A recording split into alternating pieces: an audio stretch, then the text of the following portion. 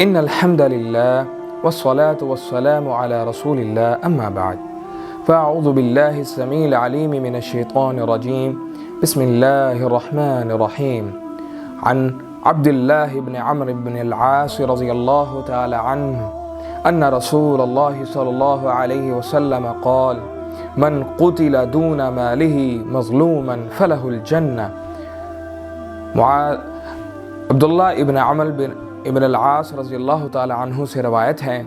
کہ رسول اللہ صلی اللہ علیہ وسلم نے فرمایا، جو شخص اپنے مال کی حفاظت کرتے ہوئے ناحق قتل کر دیا گیا فلہ الجنہ، پس اس کے لیے جنت ہے، وہ جنت میں داخل کر دیا گیا۔ تو گویا رسول اللہ صلی اللہ علیہ وسلم نے جو چوتھا عمل بتایا ہے جنت میں داخل ہونے کے لیے، وہ یہ ہے کہ جو شخص اپنے مال کی حفاظت کرتے ہوئے ناحق قتل کر دیا جائے فلہ الجنہ، تو پس وہ جنت کے اندر داخل ہوگا۔ اللہ رب العزت سے دعا ہے اللہ رب العزت ہم سب کو اپنے حفظ و امان میں رکھیں۔